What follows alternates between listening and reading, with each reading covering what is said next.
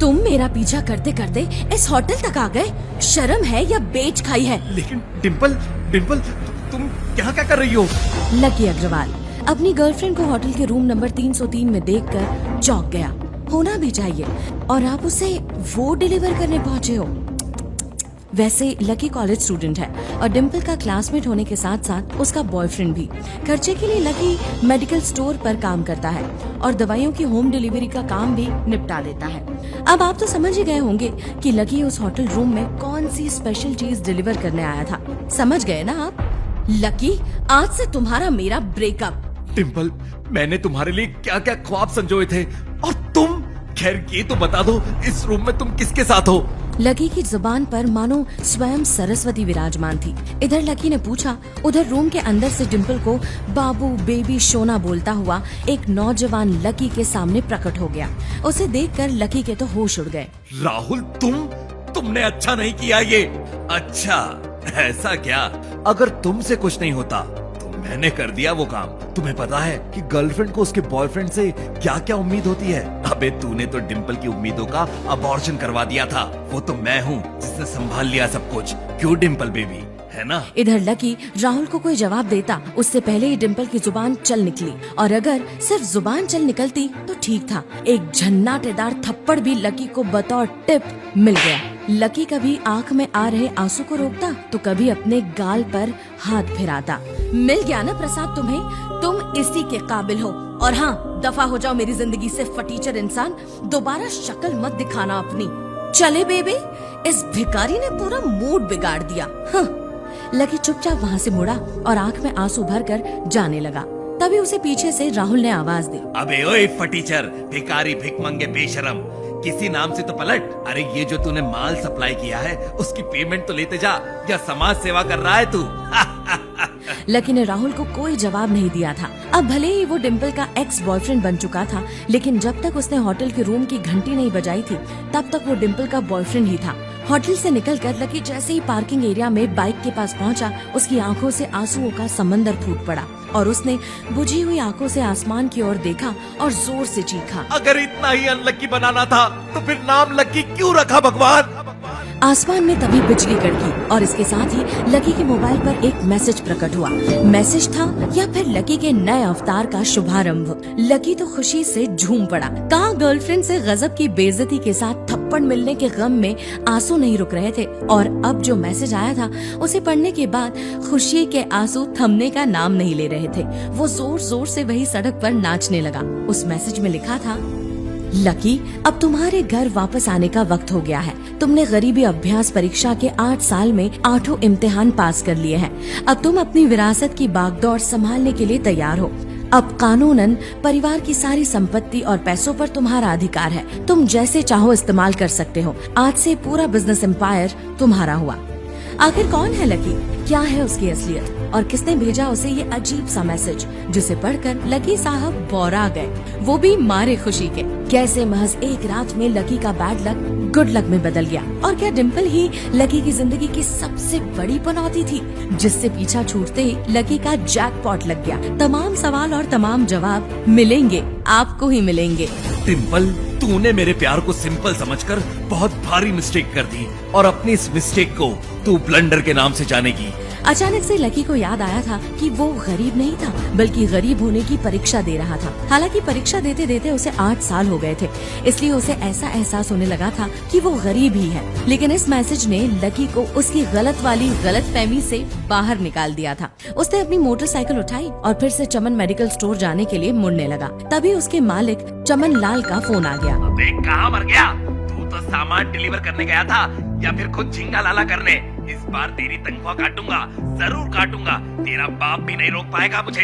Lucky ने जब चमन लाल की आवाज सुनी तो उसका मन किया कि वो चमन लाल का मुंह तोड़ दे। उसने मन ही मन सोचा कि जैसे ही उसके हाथ में अग्रवाल एंड अग्रवाल ग्रुप का बागडोर आएगी, वो सबसे पहले चमन मेडिकल स्टोर को ही खरीद लेगा और फिर डिलीवरी के लिए चमन लाल को कुत्ते की तरह इधर उधर दौड़ाएगा। यही सब बातें सोचते हुए वो मेडिकल स्टोर पर पहुंचा और उसे एक बार फिर चमन लाल ने हॉन्क दिया।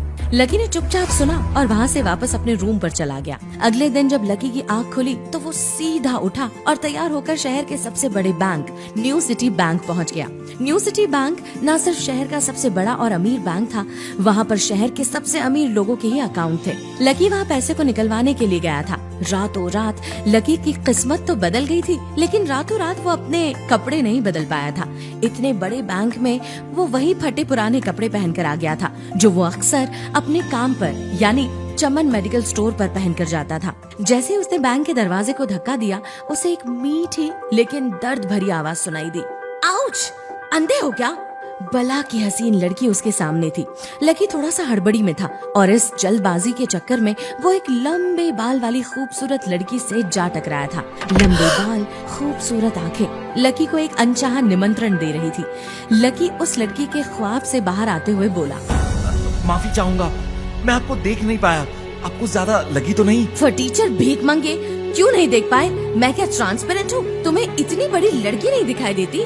लकी के मन में आया कि वो कह दे कि आपके जितनी बड़ी लड़की तो बहुत देखी है, लेकिन इतनी हसीन और दिलकश लड़की से टकराने का मौका तो सिर्फ आज ही मिला है। इससे पहले की बात आगे बढ़ती, सिटी बैंक की मैनेजर यास्मीन पटेल उन दोनों की ओर ही बढ़ी चली आ रही थी। उसने भी लकी को देखकर वैसी ही शक्ल बनाई थी जैसी शक्ल उस लंबी लड़की ने बनाई थी। यास्मीन ने लकी को ऊपर से नीचे तक देखा और न जाने क्यों उसके मन में शक पैदा हो गया। क्या आप मुझे बता सकते हैं कि आप यहाँ पर किस काम से आए हैं? यास्मीन लकी का हुलिया देखते ही समझ गई थी कि वो यहाँ का कस्टमर नहीं था। लकी ने यास्मीन का सवाल सुना और घबराहट में उसने जवाब दिया, मैं वो अपना पैसा निकालने के लिए आया था। यास्मीन को लकी की बात पर बहुत जोरों की हंसी आई, लेकिन फिर उसने अपने आप को थोड़ा सा काबू में कर लिया। लकी की बात सुनकर यास्मीन को लग रहा था कि वो कोई पागल था जो यहाँ जबरदस्ती घुसा चला आया था। तो अगर आप यहाँ के कस्टमर हैं, तो आपके पास सुप्रीम कार्ड तो होगा ही। न्यू सिटी बैंक का सुप्रीम कार्ड हासिल करना सबसे मुश्किल काम था।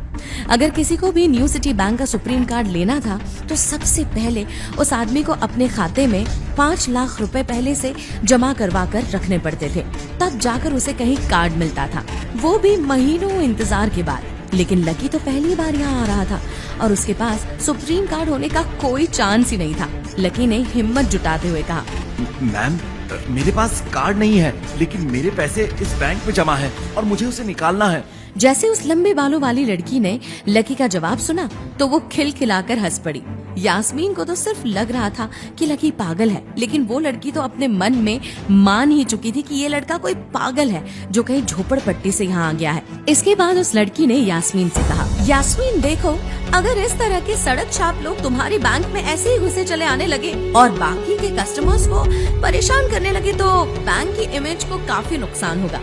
बिल्कुल कोयल मैडम, मैं इसका पूरा ख्याल रखूंगी। आज यास्मीन बाल बाल बच गई थी। कोयल और उसके पापा न्यू सिटी बैंक के सबसे पुराने और सबसे वफादार कस्टमर थे।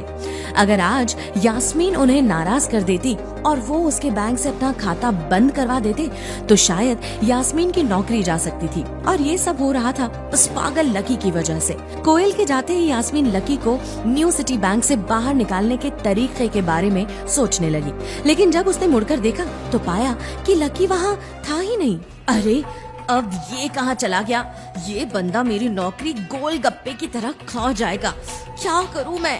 वो इधर उधर देखने लगी, लेकिन लकी वहाँ कहीं नहीं था। यास्मीन को अच्छे से पता था कि वो उसके सामने तो बाहर भी नहीं निकला था। इसका मतलब लकी था तो बैंक के अंदर ही, लेकिन यास्मीन उसे ढूंढ नहीं पा रही थी। तभी यास्मीन को लगा कि शायद लकी को यहाँ अनकंफर्टेबल फील हो रहा होगा, इसलिए हो सकता है कि वो कोयल के पीछे पीछे बाहर निकल गया हो। ओह चलो, जान बची, नौकरी बची, और क्या चाहिए मुझे?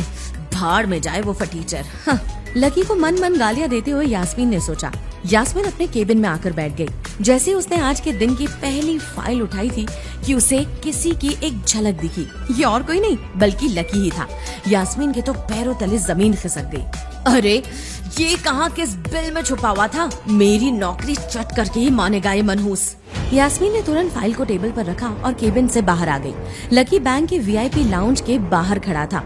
अब यास्मीन को वो मिल तो गया था, लेकिन लकी जिस कमरे के बाहर अभी खड़ा था उस कमरे के अंदर शहर के सभी रईस लोगों का उठना बैठना था। उस कमरे के अंदर जो लोग बैठे थे उन सब के करोड़ों रुपए इस वक्त बैंक में रखे हुए थे। अब अगर ऐसे में लकी वहाँ घुस जाता तो वो सब लोग मिलकर यास्मीन की गर्दन पर चढ़ जाते। यास्मीन ने लकी से गुस्से में चिल्लाकर कहा, रुको, जहाँ हो वहीं खड़े रहो, अगर हिले तो तुम्हारी टांगे तोड़ दूंगी। बाकी के लोग जो वहाँ खड़े थे वो यास्मीन के चीख सुनकर डर गए थे। यास्मीन लकी को किसी भी तरह से उस कमरे में जाने से रोकना चाहती थी, लेकिन उससे पहले ही वो उस कमरे के अंदर दाखिल हो चुका था। अरे यार, ये आदमी है या गधा? भाई, मेरे किस जन्म की दुश्मनी निकाल रहा है तू? क्यों मेरे करियर पर दुलत्ती झाड़ रहा है? यास्मीन मन ही मन लकी को गालियां देते हुए उस कमरे के दरवाजे की ओर बढ़ने लगी। मन ही मन इसलिए क्योंकि उसे सिखाया गया था कि लड़कियां ऊंची आवाज में गाली नहीं दे सकती। यास्मीन ने उस कमरे का दरवाजा खोलने की कोशिश की, लेकिन वो अंदर से लॉक हो गया था। बाप रे, ये कैसा आदमी है? बिना परमिशन के अंदर घुसा तो घुसा, लेकिन दरवाजा भी अंदर से बंद कर लिया। अब तेरा क्या होगा यास्मीन? तेरी तो नौकरी गई। इस नामुराद को पहले ही क्यों नहीं लात मारकर बाहर निकलवा दिया? यास्मीन की सांस फूलती जा रही थी। उसे बहुत डर लग रहा था। उसका जी ये सोच कर ही घबराया जा रहा था कि न जाने अंदर लकी और उस रिलेशनशिप मैनेजर के बीच में जाने क्या हो रहा होगा। यास्मीन को लग रहा था कि लकी रिलेशनशिप मैनेजर के साथ चाहे जो करे, लेकिन आज यास्मीन का न्यू सिटी बैंक से रिलेशन खत्म होने वाला है। उसकी नौकरी जाने वाली है। इधर जैसे ही लकी कमरे में दाखिल हुआ, वहाँ का कस्टमर रिलेशनशिप मैनेजर जो कि सोफे पर फैला हुआ था, वो लकी को देखते ही अचानक सीधा बैठ गया था। हेलो सर, कैसे हैं आप? रिलेशनशिप मैनेजर का काम होता है कस्टमर के सामने डायलॉग मार देना। वही काम न्यू सिटी बैंक के मैनेजर ने भी किया। उसके मुंह से बिना लकी को देखे यही शब्द निकले, लेकिन इसके बाद जब उसने नजर उठाकर लकी को देखा तो वो बर्फ की तरह जम गया।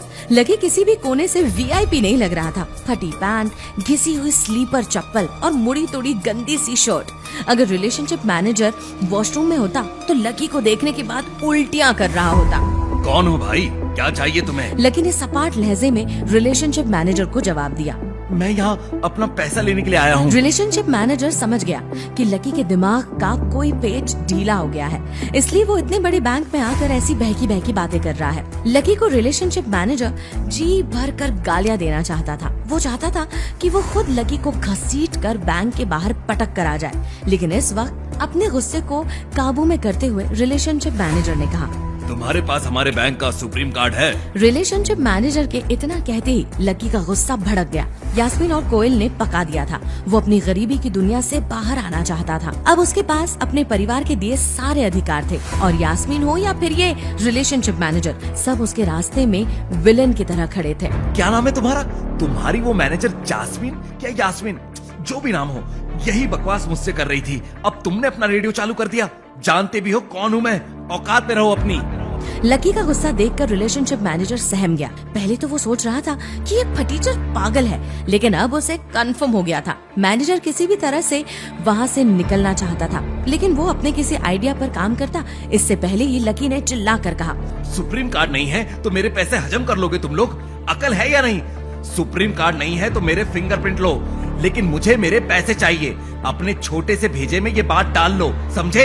रिलेशनशिप मैनेजर के अब चौंकने की बारी थी, क्योंकि फिंगरप्रिंट के बारे में बैंक के सिर्फ चुनिंदा ग्राहकों को ही पता था। मैनेजर ने चौंकते हुए कहा, फिंगरप्रिंट आपको कैसे पता?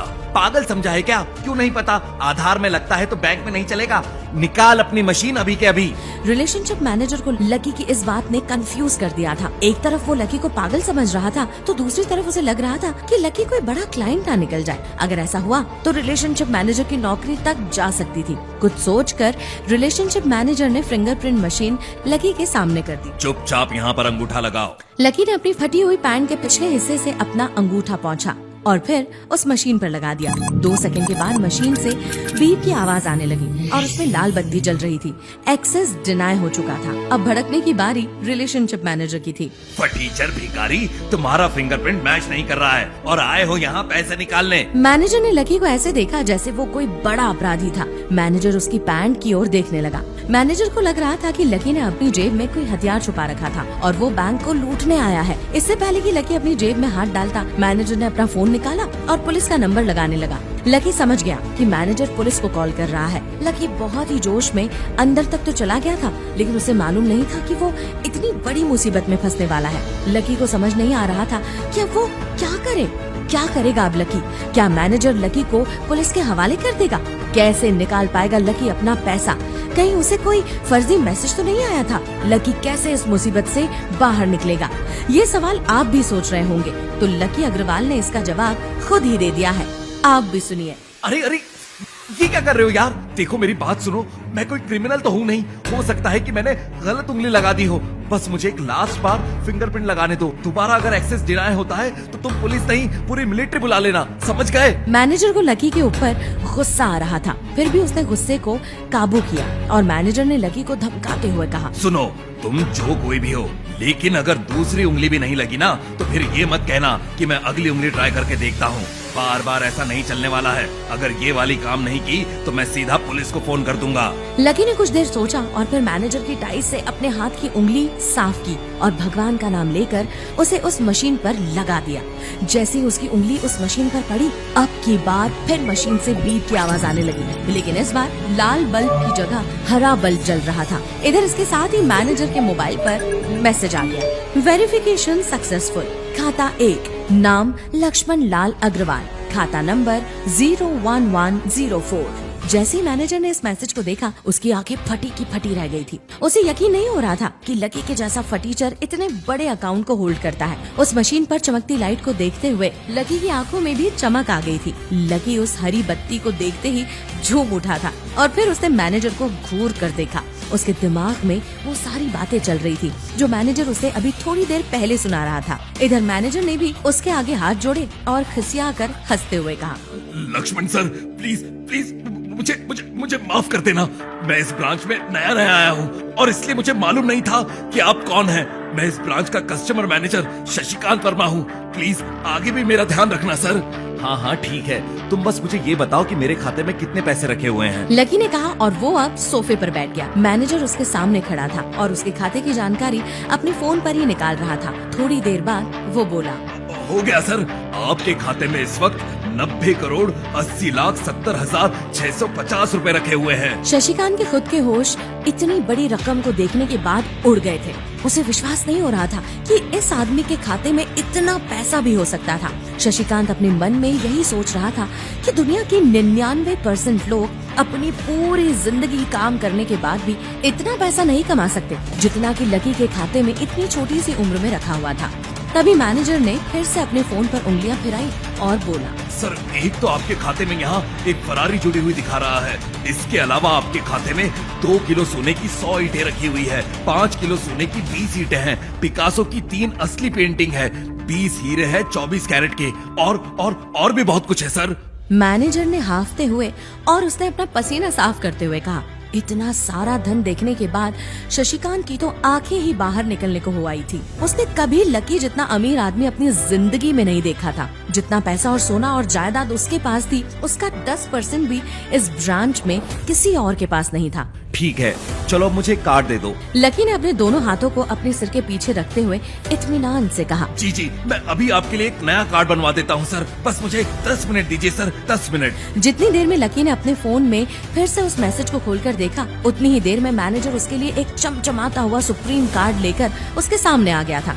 उसने उस कार्ड पर लकी का पूरा नाम लक्ष्मण लाल अग्रवाल गुदवा लिया था।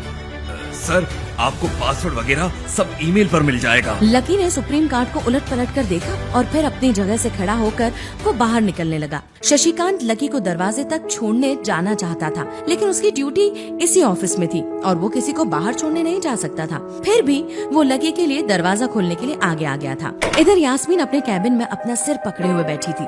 एक पल को तो उसे लगा कि लकी पागल नहीं बल्कि बदमाश था और उसने शशिकांत को हॉस्टेज बना लिया था। जैसे ही परेशान यास्मीन ने अपनी नजर उठाकर फिर से उस कमरे की ओर देखा तो पाया कि लकी बहुत ही आराम से उस कमरे से बाहर निकलकर दरवाजे की ओर बढ़ता चला आ रहा था।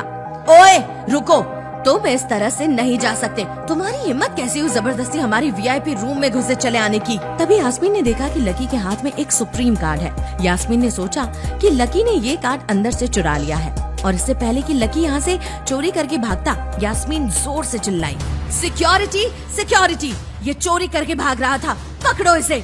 इससे पहले कि लकी यहाँ से अपनी जान बचाकर भाग पाता, सिक्योरिटी वालों ने उसे धर दबोचा और उसकी जेब की तलाशी लेने लगे। इधर यास्मीन ने देखा कि उस सुप्रीम कार्ड पर उसने अपना नाम भी गुदवा लिया था।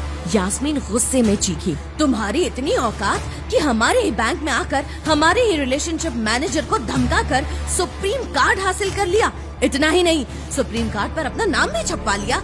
अभी बताती हूँ तुम्हें, तुम्हारी परेड ना करवा दी तो मेरा नाम यास्मीन नहीं।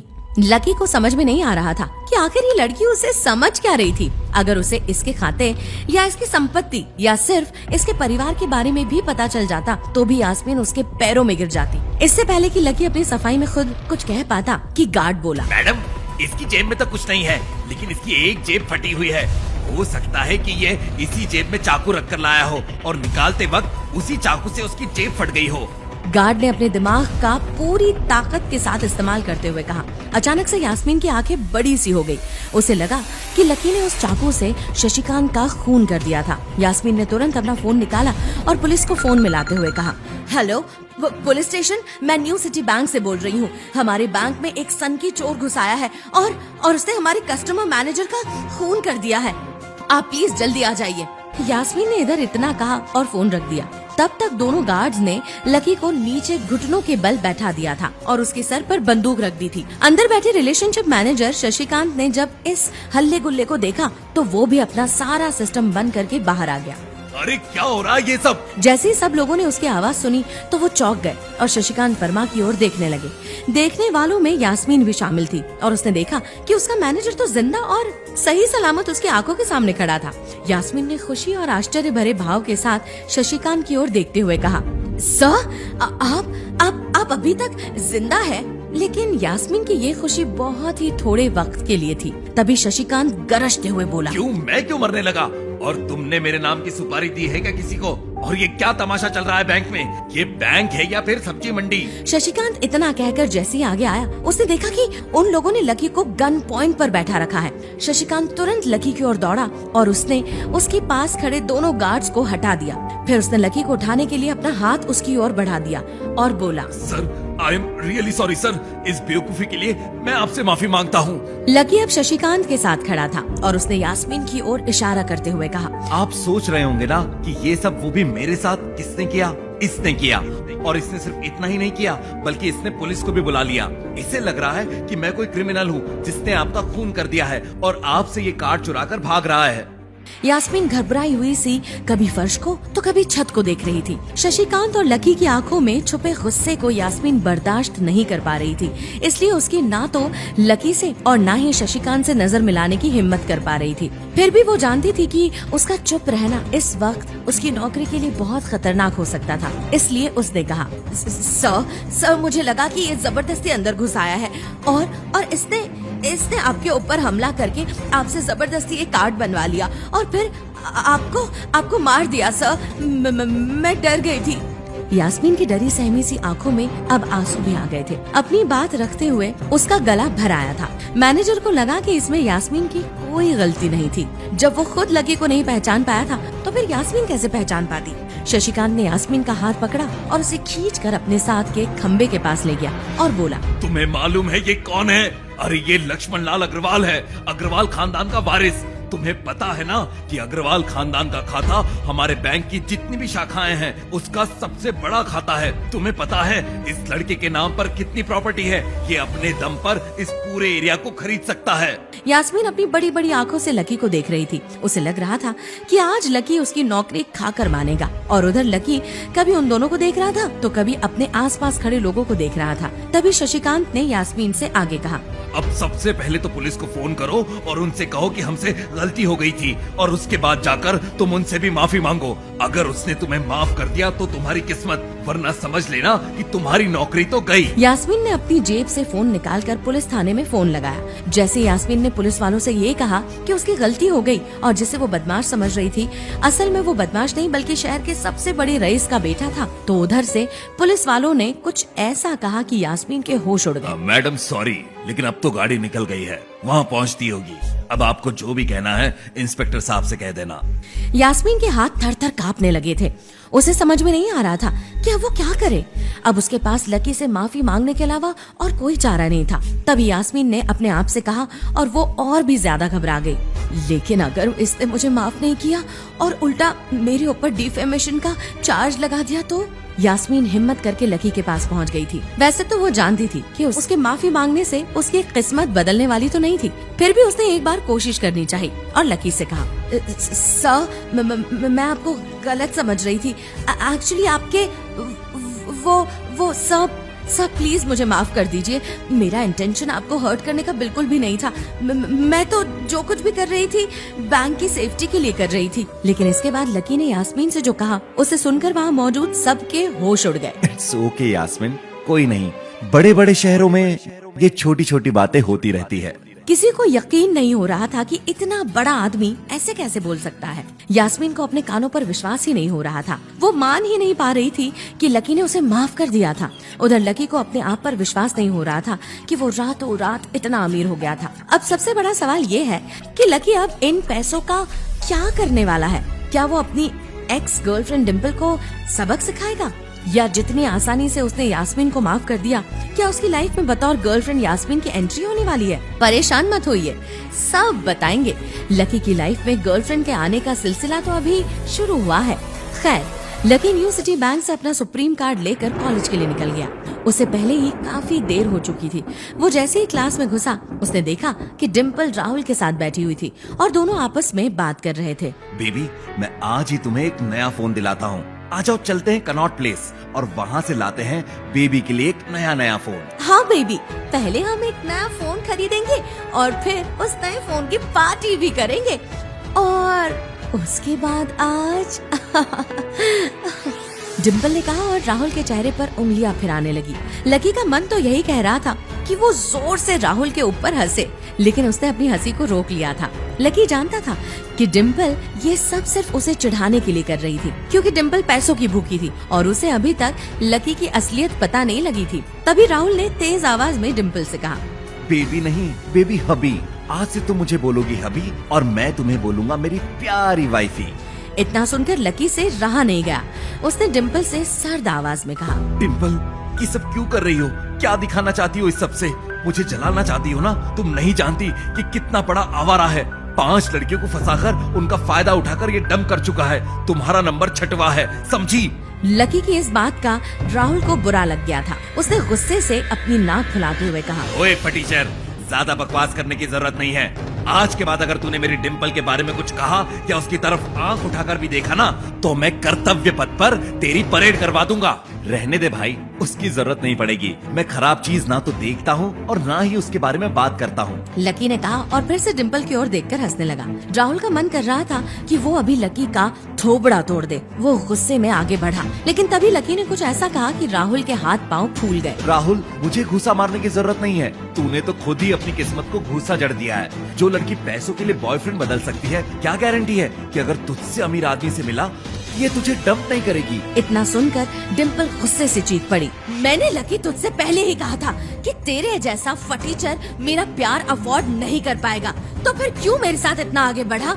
आज अगर मैं चीज सैंडविच खा सकती हूँ तो फिर मैं बिना घी की रोटी क्यों खाऊं? और हाँ, मैं राहुल के साथ तुझसे भी आगे बढ़ चुकी हूँ।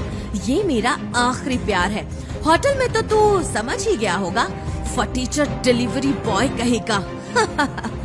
डिम्पल लकी को बहुत कुछ बोले जा रही थी। लकी उसकी बातें बस सुन रहा था।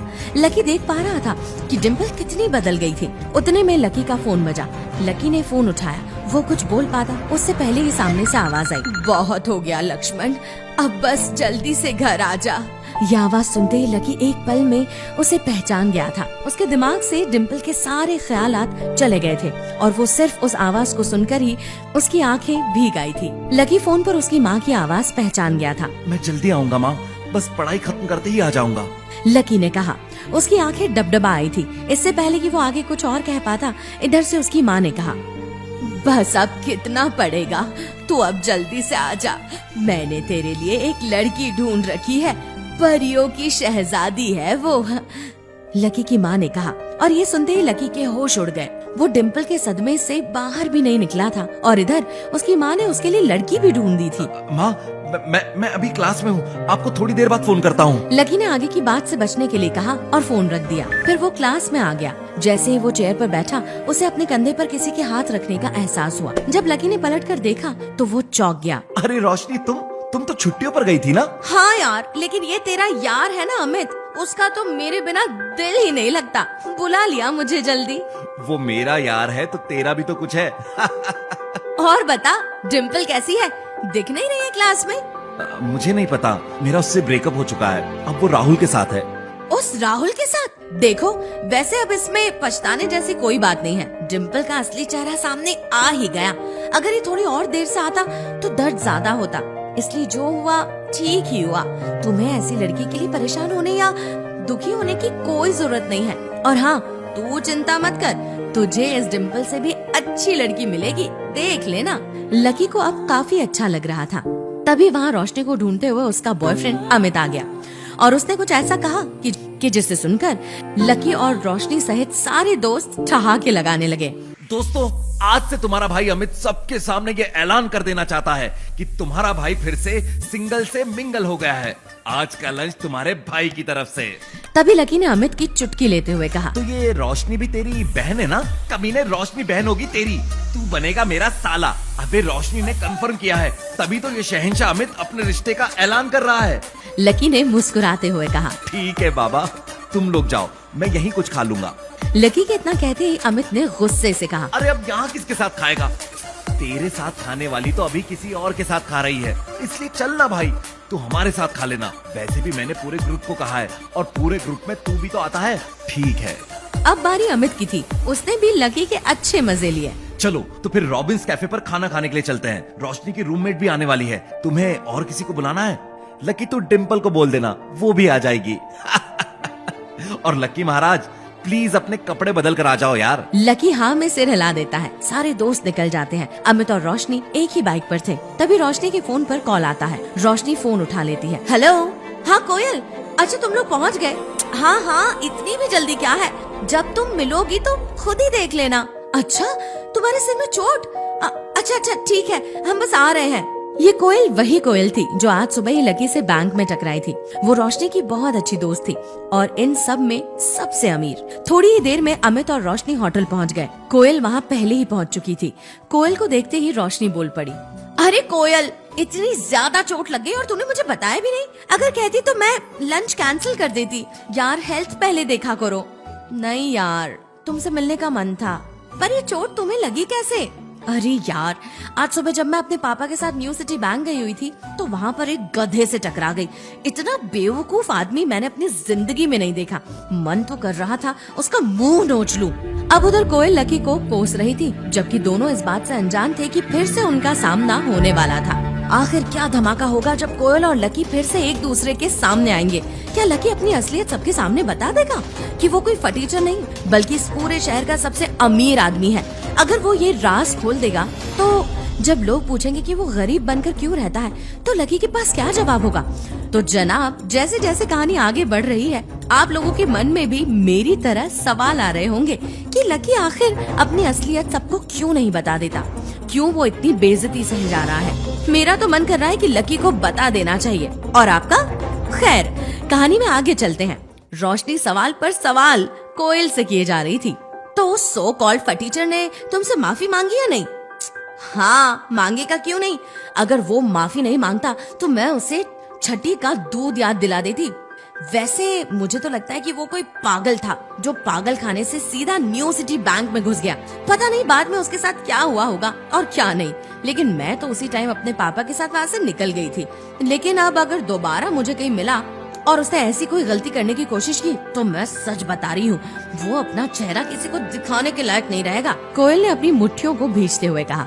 अगले ही पल कोयल ने नर्म आवाज में रोशनी से कहा, रोशनी, वैसे तुम्हारा बॉयफ्रेंड बहुत हॉट है, बहुत सी लड़कियां मरती होंगी इस पर तो।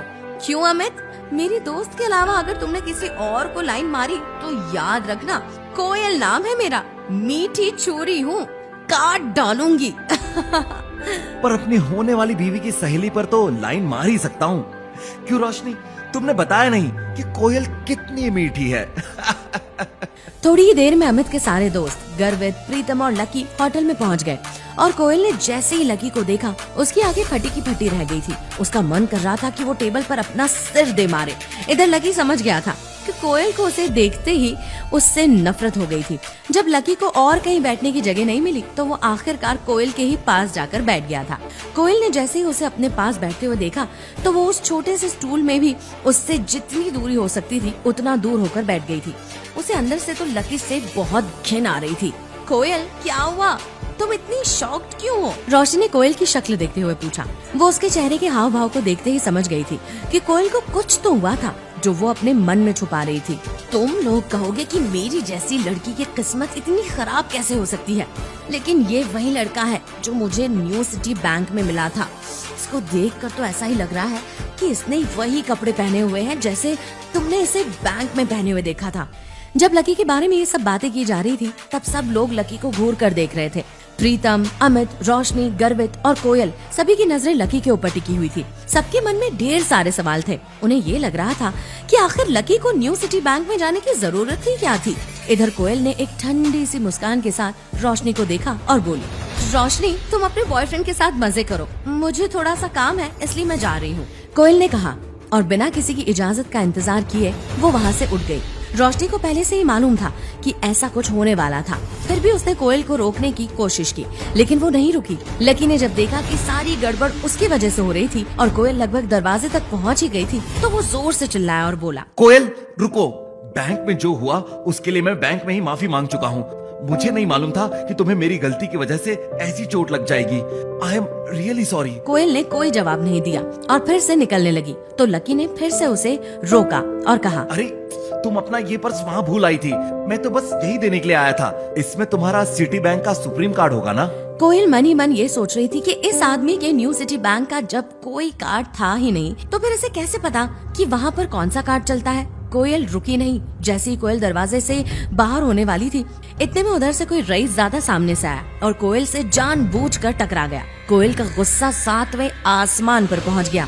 इडियट, देखकर नहीं चल सकते क्या? आंखें है या बटन? उस आदमी ने काले रंग की शर्ट और हरे रंग की ट्राउजर पहनी हुई थी। उसके हाथ में कोई बहुत महंगी सी घड़ी भी थी और वो जिस तरह से कोयल को देख रहा था उसकी शक्ल से साफ पता चल रहा था कि उसकी नीयत अच्छी नहीं थी।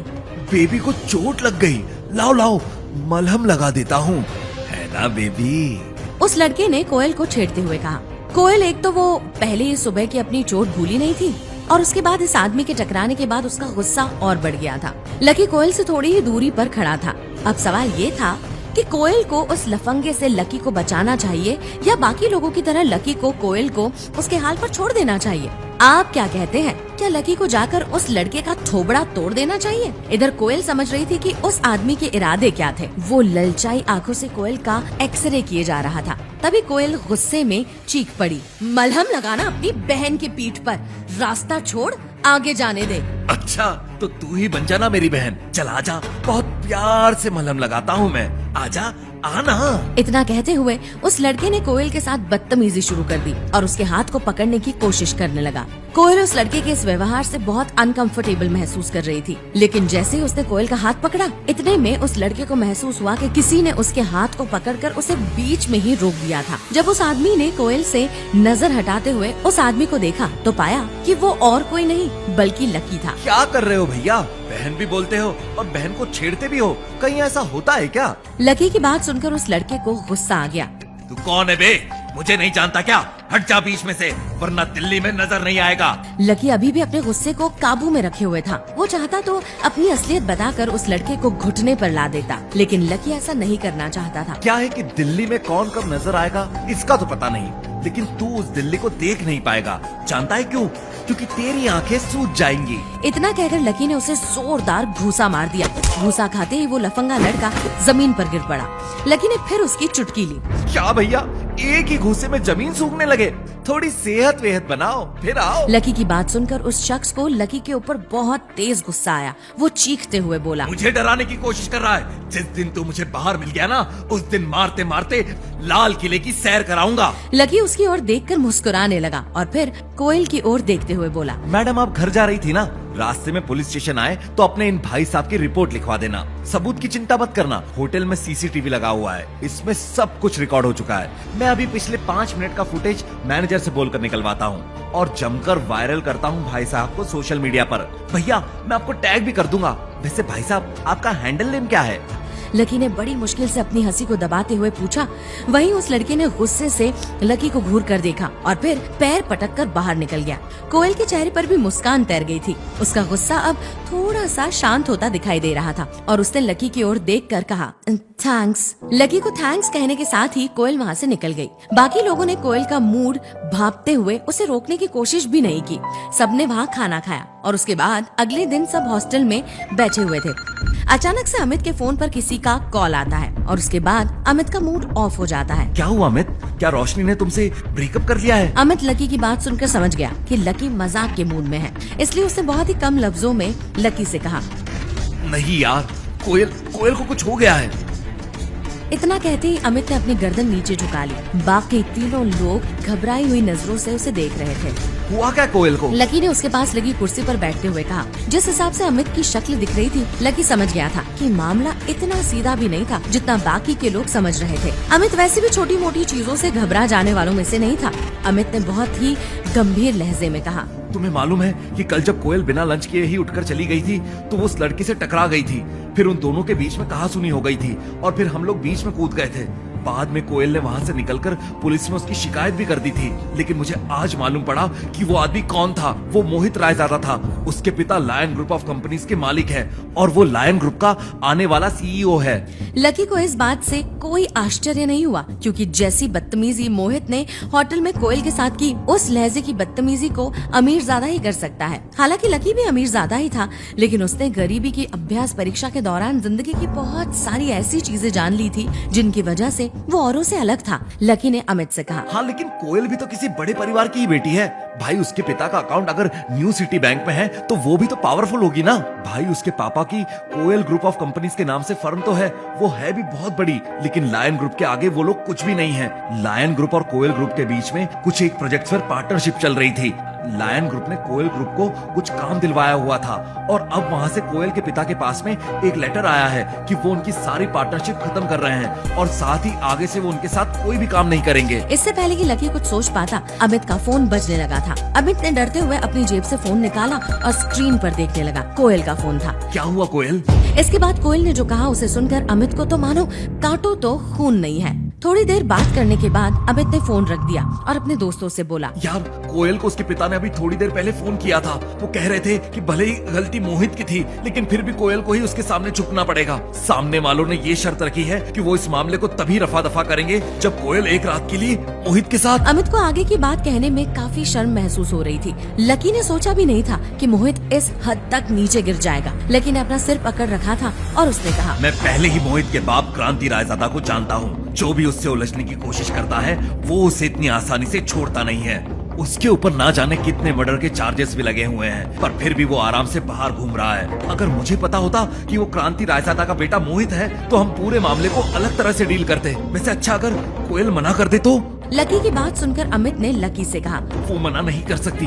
अगर उसने मना कर दिया तो उसके पापा की कंपनी रातों रात बिक जाएगी और उनका पूरा परिवार सड़क पर आ जाएगा। अमित की बात सुनकर लकी को गुस्सा आ गया। गुस्से में उसने मेज पर घूंसा मारते हुए कहा, पर ये तो कोई बात नहीं हुई। सिर्फ इसलिए कि कोयल एक लड़की है उसे इतना कुछ फेस करना पड़ेगा। उसके पापा ने बोलने से पहले एक भी बार सोचा नहीं। कोई बाप अपनी ही बेटी के साथ ऐसा कैसे कर सकता है? मेरे हिसाब से अब और बातें करने से कोई फायदा नहीं है। हमें कोयल को बचाने के लिए कोई तरकीब निकालनी चाहिए। अमित और बाकी लोगों को भी उसकी बात ठीक लगी। अमित, लकी और बाकी दोस्त सीधे रोशनी के हॉस्टल पहुंच गए, क्योंकि कोयल भी वहीं पर थी। लकी ने देखा कि दिशा, मानसी और रोशनी कोयल को उसके पलंग पर घेर कर बैठे हुए थे। कोयल की आंखों में आज रात की कल्पना का डर साफ नजर आ रहा था। उसके आंसू थमने का नाम ही नहीं ले रहे थे।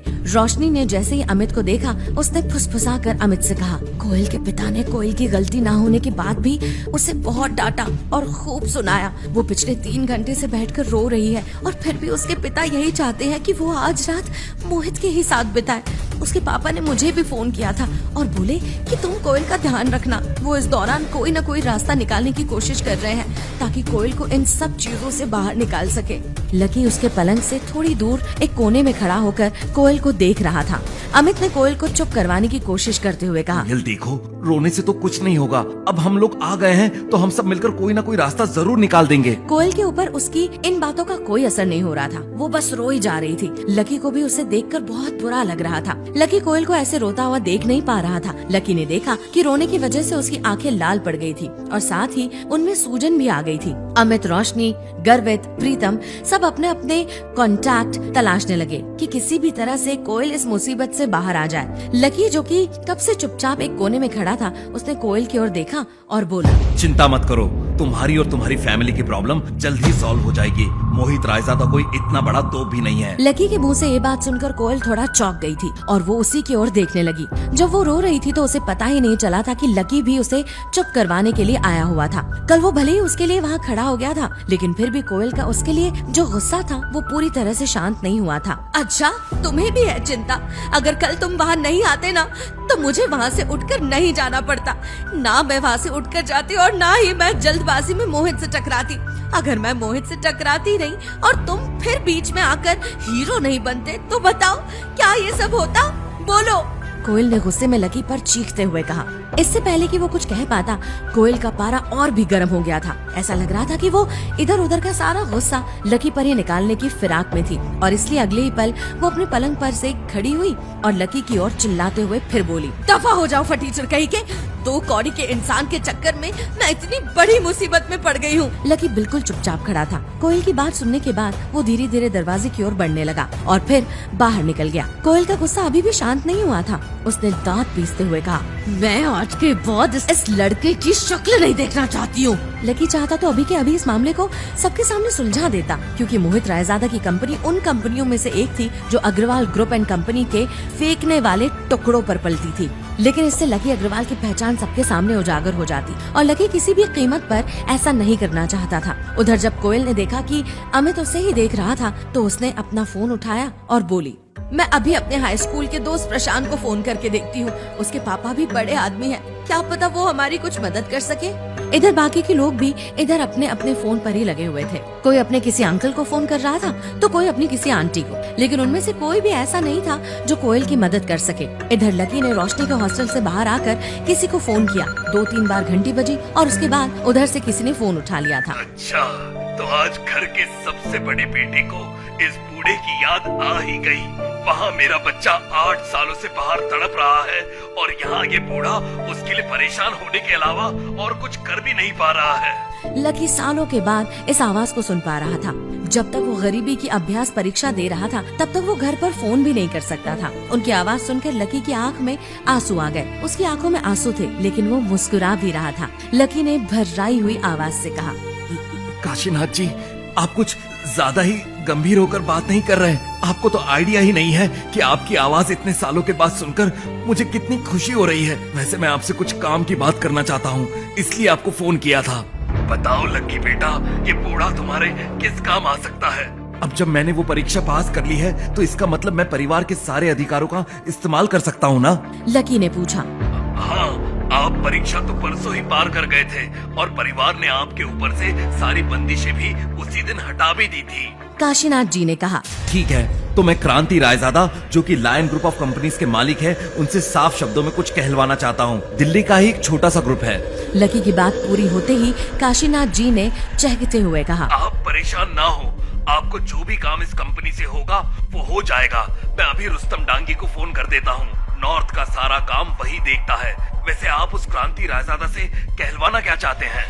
उनसे ये कहना है कि कोयल ग्रुप के अगेंस्ट वो जो भी एक्शन लेने का सोच रहे हैं उसे वो अभी के अभी रद्द कर दे, नहीं तो उनके लिए बिजनेस चलाना बहुत मुश्किल हो जाएगा।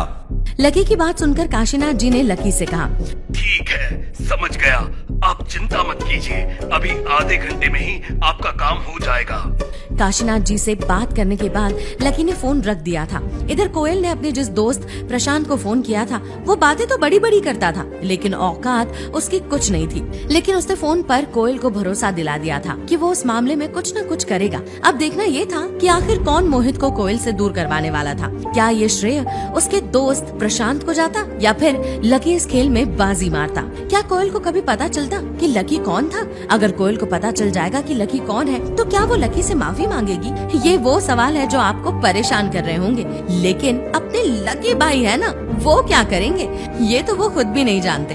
खैर, अब कहानी में आगे बढ़ते हैं। काशीनाथ जी ने रुस्तम डांगी को फोन लगा दिया था। रुस्तम, एक काम है छोटा सा लकी बाबू का। वो लायन ग्रुप ऑफ कंपनीज का मालिक है ना, क्रांति रायजादा, उस कमीने को अभी फोन कर और बोल कि वो अभी के अभी कोयल ग्रुप ऑफ कंपनीज के खिलाफ जो काम करना चाहता है उसे रोक दे, नहीं तो उसके लिए मुश्किल हो जाएगी। यस सर, मैं अभी उसे उसकी औकात याद दिलाता हूँ। उसकी कंपनी ना नीलाम करवा दी ना तो रुस्तम डांगी नाम नहीं मेरा। इतना सुनते ही काशीनाथ जी ने फोन काट दिया। इधर कोयल रोशनी के ही हॉस्टल में थी। वहाँ उसका रो रो कर बुरा हाल था। उसे समझ नहीं आ रहा था कि अब वो क्या करे। तभी उसके फोन पर एक अनजान नंबर से कॉल आता है। कोयल सहम जाती है। थोड़ी देर बाद वो कॉल पिक करती है। हेलो दीदी, दीदी प्रणाम। कौन दीदी? कौन बोल रहा है? मेरा तो कोई भाई नहीं है। कोयल दीदी, मैं आपकी ही बात कर रहा हूँ। पहचाना नहीं आपने? मैं वो क्या बताऊँ, अब तो मुझे अपना नाम लेते हुए खुद ही शर्म आ रही है। मैं वो मोहित रायजादा हूँ। आपसे कल मुलाकात हो गई थी ना होटल में। मोहित सर? आप? सर नहीं दीदी, आपका मुंह बोला ही सही। छोटा भाई हूँ, बस कृपा बनाए रखिए। और हाँ, अगर आपको कभी कोई लड़का परेशान करे तो आप अपने छोटे भाई का नंबर सेव कर लीजिए। पाताल से खोद निकालूंगा उसे और काट कर फेंक दूंगा जमुना जी में। मुझे कुछ समझ नहीं आ रहा है। मोहित, कल तक तुम कुछ और थे। कल तुम मुझे बहन बोलकर बदतमीजी करना चाहते थे और आज बहन बोलकर इज्जत दे रहे हो। दीदी, बस प्लीज आप मेरा एक काम करवा दो। वो रुस्तम डांगी सर का फोन आया था। वो बता रहे थे कि लक्ष्मण सर काफी नाराज है मुझसे कल वाली घटना से। आपके पास तो लक्ष्मण सर का नंबर होगा ही। आप लक्ष्मण सर से बोल दो आपने मुझे माफ कर दिया, मैं दोबारा कुछ नहीं करूंगा। अगर आपने लक्ष्मण सर से नहीं कहा तो 24 घंटे के अंदर हमारा सारा बिजनेस नीलाम हो जाएगा। इतना कहकर मोहित रायजादा फोन पर फूट फूट कर रोने लगा। कोयल को समझ नहीं आ रहा था कि ये मोहित रायजादा का कोई नया ट्रैप है या वो हकीकत में कोयल के आगे गिड़गिड़ा रहा था। ठीक है, मैं बोल दूंगी। कोयल के इतना कहते ही मोहित रायजादा की तो खुशी का मानो कोई ठिकाना ही नहीं था। थैंक यू दीदी, मेरी प्यारी दीदी, थैंक यू। अब फोन रखो, तभी तो लक्ष्मण को फोन करूंगी। कोयल को भी पता नहीं था कि ये लक्ष्मण कौन है, जिसके नाम से मोहित रायजादा जैसा शख्स थर थर काँप रहा था। कोयल अभी सोच ही रही थी कि उसके पापा का फोन आने लगा। कोयल ने तुरंत अपने पापा का फोन उठाया। हेलो पापा, अरे आपको ही फोन करने के बारे में सोच रही थी, कोयल ने चहकते हुए अपने पापा से कहा। इधर कोयल के पापा के पास भी एक गुड न्यूज थी। बेटा, मेरी तो खुशी का कोई ठिकाना नहीं है। मैंने तुम्हें एक बड़ी बात बताने के लिए फोन किया था। कोयल के पापा चहक कर बोले। कोयल ने उन्हें रोकते हुए कहा, लेकिन पापा पहले मैं। अरे वो मोहित रायजादा का फोन आया था। अब वो मुझे दीदी दीदी कहकर बुला रहा था और वो किसी लक्ष्मण सर के बारे में बोल रहा था कि मैं उनसे फोन करके कह दूं कि मैंने मोहित रायजादा को माफ कर दिया है। इतना सुनते ही कोयल के पापा भी चौंक गए। उन्होंने कोयल से कहा, कोयल, ये लक्ष्मण सर कौन है ये तो मैं भी नहीं जानता, लेकिन मैं जो तुम्हें बताने वाला था वो ये कि क्रांति रायजादा अपने उस नालायक बेटे मोहित रायजादा को लेकर मेरे पास भी आया था। मेरे ही सामने उसने मोहित को कम से कम 10 थप्पड़ मारे होंगे। मोहित के मुंह से खून निकलने लगा था। वो भी यही कह रहे थे कि रुस्तम डांगी का फोन क्रांति रायजादा के पास आया था। रुस्तम साहब बहुत गुस्से में थे और वो कह रहे थे कि लक्ष्मण सर रायजादा ग्रुप को बर्बाद कर देंगे। इसलिए क्रांति रायजादा चाहते थे कि मैं लक्ष्मण सर से फोन करके बोल दूं कि हमने उन्हें माफ कर दिया है, नहीं तो उनका बिजनेस नीलाम हो जाएगा। लेकिन पापा, ये लक्ष्मण सर कौन है? वो तो मैं भी नहीं जानता। मेरे लिए तो रुस्तम डांगी से बात करने का कोई जरिया नहीं है और लक्ष्मण सर तो उनके भी बॉस है। इतना कहकर कोयल के पापा ने फोन रख दिया। अब कोयल के सामने लक्ष्मण सर एक मिस्ट्री की तरह थे। तभी कोयल को ख्याल आया कि उसके दोस्त प्रशांत ने उससे कहा था कि इस मामले में वो उसकी पूरी मदद करेगा। कोयल ने तुरंत प्रशांत को फोन लगा दिया। हेलो प्रशांत, अरे तुमने किसी लक्ष्मण सर को फोन किया था क्या? वो मेरे और मोहित रायजादा के मामले को सुलझाने के लिए? कोयल की बात सुनकर प्रशांत के होश उड़ गए, क्योंकि उसे पता था कि बिजनेस वर्ल्ड में लक्ष्मण सर का मतलब क्या है। वो समझ नहीं पाया कि कोयल को क्या जवाब दे। फिर भी उसने टूटे फूटे शब्दों में कोयल से कंफर्म करना चाहा। मैंने लक्ष्मण सर को? हाँ यार, वो मोहित रायजादा का फोन आया था मेरे पास। मुझे दीदी दीदी बोल रहा था। दूसरी तरफ उसके पापा उसको लेकर मेरे पापा के पास गए थे। खूब कूटा उसे उसके पापा ने, वो भी मेरे पापा के सामने। और वो बस कह रहे थे कि लक्ष्मण सर को रोक लीजिए आप, नहीं तो लक्ष्मण सर रायजादा ग्रुप को बर्बाद कर देंगे। हालांकि प्रशांत ने कोयल की मदद करने का वादा तो किया था, लेकिन उसने किसी को भी इस मामले पर फोन नहीं किया था। लेकिन अब वो हाथ आया क्रेडिट जाने भी नहीं देना चाहता था। हाँ, याद आया, मैंने फोन किया था उसे। क्या नाम बताया? लक्ष्मण ना? हाँ, उसी को। दरअसल मैंने तुम्हारे मामले को लेकर इतने लोगों को फोन कर दिया था कि मुझसे लक्ष्मण का नाम ही मिस हो गया। हो गया ना तुम्हारा काम बीबी? प्रशांत को लगा कि इसी बहाने वो कोयल को अपने जाल में फंसा लेगा। उसके मन में इस वक्त लड्डू फूट रहे थे। हाँ, हो गया। ऐसा करो, तुम अभी के अभी रोशनी के हॉस्टल आ जाओ, वहाँ से हम होटल ब्लू मून पार्टी करने चलेंगे। प्रशांत की खुशी का इस वक्त कोई ठिकाना नहीं था। उसने चहकते हुए कोयल से कहा, हाँ, क्यों नहीं, मैं बस अभी 10 मिनट के अंदर तुम्हें पिक करने आ रहा हूँ। इतना कहकर प्रशांत ने फोन रख दिया। वहीं दूसरी तरफ होटल ब्लू मून में ही एक रूम में लकी बेचैनी से टहल रहा था। तभी उसके फोन पर किसी का कॉल आया। लक्ष्मण सर, वो आपका काम हो गया। कोयल मैडम अब सेफ है। ओके। आगे कोई भी काम हो सर तो आप मुझे फोन कर दीजिएगा। काशीनाथ जी को तकलीफ देने की कोई जरूरत नहीं है। ठीक है। उन्हें मेरा असली नाम तो नहीं बताया ना? नहीं सर, बस लक्ष्मण सर के बारे में वो लोग जानते हैं। ओके। इतना कहकर लकी ने फोन काट दिया था। लकी जिस होटल ब्लू मून में था वो होटल ही लकी का था और लकी का पूरा नाम था Lakshman Lal Agarwal. Agarwal group of companies का इकलौता वारिस। इधर कोयल, प्रशांत, रोशनी, अमित और उनके बाकी के दोस्त भी होटल ब्लू मून पार्टी करने के लिए पहुंच चुके थे। वो लोग कॉरिडोर में पहुंचे ही थे कि दूसरी तरफ से लकी भी अपने रूम से बाहर निकलकर डाइनिंग एरिया की ओर बढ़ रहा था। और जैसे ही कोयल ने लकी को उस होटल में देखा, उसका गुस्सा फिर 7वें आसमान पर पहुंच गया। कोयल चीखते हुए बोली, हे फटीचर, अबे तुम्हारा नाम भले ही लकी हो, लेकिन तुमसे बड़ा अनलकी मेरी जिंदगी में कोई नहीं आया। अब इस होटल में तुम क्या कारनामा करने वाले हो? लकी ने भी चौंक कर कोयल को देखा और मुस्कुराते हुए बोला, कुछ नहीं, मुझे किसी ने यहाँ पर मिलने के लिए बुलाया था, उसी को ढूंढ रहा था। कोयल ने उसका जवाब सुनकर नफरत भरे लहजे में लकी से कहा, पता है तुम जैसे भिखारियों का हाल किसी ने बुलाया होगा और चले आए मुंह उठाकर इस आलीशान होटल में। कम से कम एक वक्त का अच्छा खाना मिलने का भी चांस है। क्यों प्रशांत? कोयल ने लकी का मजाक उड़ाते हुए प्रशांत से कहा। प्रशांत ने भी तुरंत कोयल की हाँ में हाँ मिलाई। ये जो गरीब टाइप के लोग होते हैं, इनकी सोच सिर्फ अच्छे खाने तक ही सीमित होती है। जहाँ मौका मिलता है वहाँ पहुँच जाते हैं। कपड़े तो देखो इनके, भिखारी कहीं का। प्रशांत ने जैसे ही लकी को भिखारी कहा, कोयल खिलखिलाकर हंस पड़ी और उसने लकी की ओर घृणा से देखते हुए कहा, वैसे लकी, दावा तो तुम भी कर रहे थे ना कि मोहित रायजादा से तुम मुझे बचा लोगे? ये देखो, प्रशांत है मेरा बचपन का दोस्त। इसने लक्ष्मण सर को फोन किया और लक्ष्मण सर ने एक ही कॉल में मामला सुलझा दिया। अरे यार, मैं किसे बता रही हूँ, इस भिखारी को क्या पता होगा लक्ष्मण सर के बारे में। लकी कोयल की बात सुनकर मुस्कुरा रहा था, क्योंकि उसे पता था कि जिस लक्ष्मण सर की वो लोग बात कर रहे थे वो खुद वही था। तभी प्रशांत ने लकी को धक्का देते हुए कहा, तुम भी कोयल डार्लिंग इन फटीचरों के मुंह लगती हो। मैं जानता हूँ लक्ष्मण सर को, उनके आसपास इस फटीचर लकी जैसी मक्खियाँ भिनभिना भी नहीं सकती। चलो बेबी, पार्टी शुरू करते हैं। इधर होटल के मैनेजर वसीम खान ने प्रशांत को लकी को धक्का देते हुए देख लिया था। वो गुस्से में तेजी से उसी तरफ आ रहा था। वसीम भले ही होटल में मैनेजर था, लेकिन शहर में उसके जैसा माफिया कोई नहीं था और लकी को उसकी क्वालिटी पता थी। वसीम तेजी से प्रशांत के करीब आया और उसके कंधे पर हाथ मारते हुए कहा, हे मिस्टर, क्या कर रहे थे अभी तुम इनके साथ? वसीम ने लकी की ओर इशारा करते हुए प्रशांत से पूछा। इस पर प्रशांत गुस्से से उखड़ गया। इतना बड़ा होटल है और इस होटल में तुम लोग इस लकी जैसे फटीचर को एंट्री कैसे दे देते हो? देखो, मुझे पता है कि ये होटल लक्ष्मण सर का है, मैं रोज उनसे मिलता हूँ। अगर तुम नहीं सुधरे तो मैं सीधा उन्हें फोन करके तुम्हें नौकरी से निकलवा दूंगा। वसीम प्रशांत की बात सुनकर सन्न रह गया। प्रशांत लंबी लंबी हाके जा रहा था कि वो मानो लक्ष्मण सर का खास है और वो खुद ही लकी उर्फ लक्ष्मण लाल अग्रवाल को ही नहीं पहचान पा रहा था। तभी लकी ने वसीम को कुछ इशारा किया, जिसे देख वसीम के होश उड़ गए। क्या इशारा किया लकी ने वसीम को, जिसे देखकर वसीम के होश उड़ गए? क्या वसीम अपने सामने ही होटल के मालिक अपने लकी सर की बेइज्जती बर्दाश्त कर पाएगा? क्या अब लकी उर्फ लक्ष्मण लाल अग्रवाल की असलियत सबके सामने आ जाएगी? क्या करेगा प्रशांत जब उसे पता चलेगा कि जिस लक्ष्मण सर से दोस्ती की वो डींगे हाँक रहा है वो लकी ही है? क्या होगा कोयल के साथ जब उसे पता चलेगा कि लक्ष्मण सर कोई और नहीं बल्कि फटीचर लकी है? या फिर लकी एक बार फिर सबसे अपनी असलियत छुपा ले जाएगा? क्या करेगी डिम्पल जब उसे पता चलेगा कि जिसे उसने गरीबी की वजह से धोखा दिया वही लकी मिलियनेयर है। जब लकी गरीबी अभ्यास परीक्षा पास कर चुका है तो अभी भी वो क्यों गरीबों की तरह रह रहा है? आपके हिसाब से क्या होना चाहिए? अगर आप लकी होते तो क्या करते? अपनी असलियत छिपाते या सबको जोर शोर से बताते?